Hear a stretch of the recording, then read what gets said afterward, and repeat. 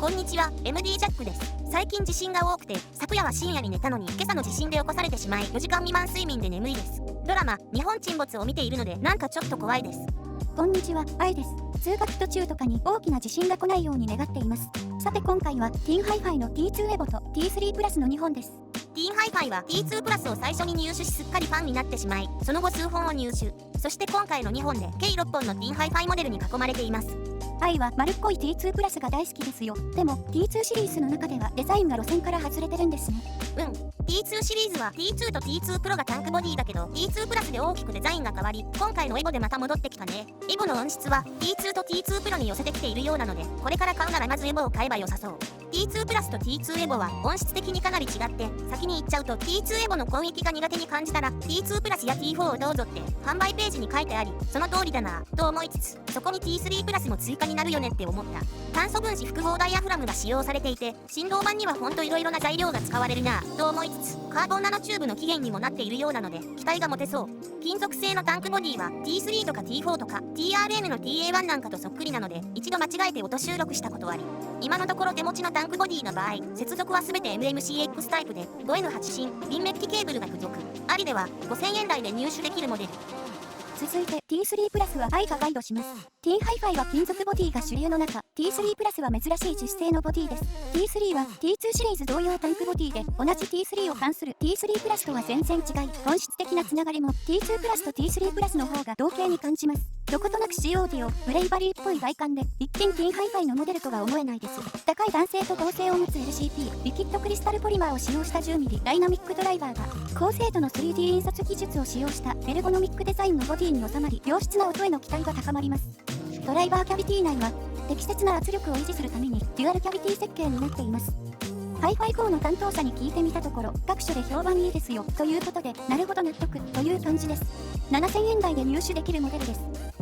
装着感はミミがお話しします。T2 エボはタンクボディのため耳の形に左右されることなく装着しやすいと思います。耳に触れる面積が少ないのでイヤーピースのサイズをしっかり吟味して合わせることが重要です。T2 エボは低域がちょっと控えめなのでラディウスのディープマウントとかでビタッと密着させてみたけど安定して結構良かったです。T3 プラスはイヤーフィンの突起もさほど強調されていないので装着での心配はほぼないでしょう。ノズル部がちょっと長めに見えたのでフィット感の調整にファイナル E タイプの TWS 用を使用してみたところ軸が短いので密着度が上がりこれはなかなか良かったです。大体こんなところでしょうか。では気になる音質編でまずは音質比較動画です。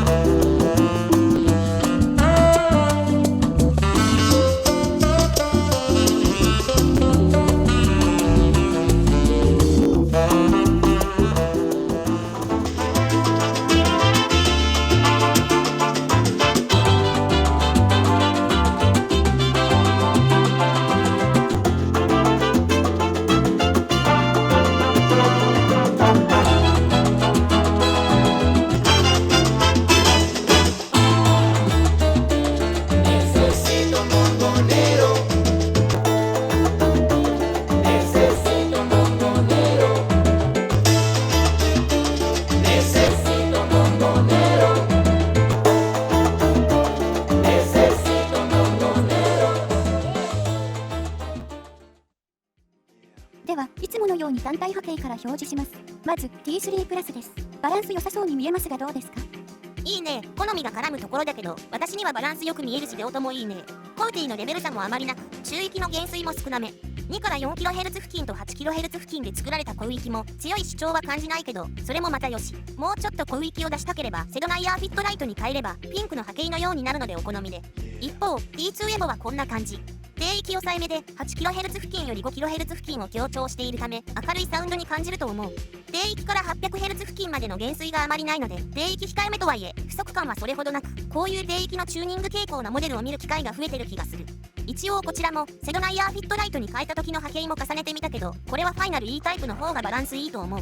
2モデルで見るとこんな感じ。セドナイヤーフィットライトに変えると低域から中域が少し抑えられて 6kHz 付近があまり減衰しなくなる傾向は共通してる。いろいろなモデルに装着してみた結果、ファイナル E タイプとセドナイヤーフィットライトはだいたいこういう傾向になるって分かってきたので、調整するのが簡単になってきたよ。データをたくさん取っておいてよかった。傾向がはっきりすれば扱いやすいですからね。次は2モデルの波形を重ねます。特徴の違いはざっくりこことここかな。音質比較動画でもここの違いが分かりやすかったし、重ねてみると T2 エボも特に極端なチューニングには見えないし、この辺なんか結構似てるね。ティンハイファイの T シリーズは以前の動画で T2 プラス T3、T4、T5 をレビューしているけど、今回は T2 と T3 絡みなので T2 プラスと T3 の波形も重ねてみたのがこれ。低、中、高をこんな風に書き足して結んでみると、それぞれの傾向が簡単にわかりますね。ここは動画を一時停止して縦方向にそれぞれの関係性を見ていただいたり、各モデルを横方向に見ていくとわかりやすいと思います。まず T3 の超広域型のチューニングをマイルドにしたのが T2 エボです。マイルドにといっても広域のピークの帯域が違い、中広域重視型なのでサウンドキャラクターは違いますが、カラッとした明るさを持ちつつ低域も極端に抑えていないので、この傾向が好きな方が多いんじゃないですかね。ボーカルが前に出るので 5kHz 付近の特徴が嫌じゃなければボーカル系中心のリスニングには向いているかなと。サウンドステージは広いですが、ハイハットやシンバル系が強調して聞こえがちな分少し広がりに影響します。ちょっと癖のある広域と言えるかもしれません。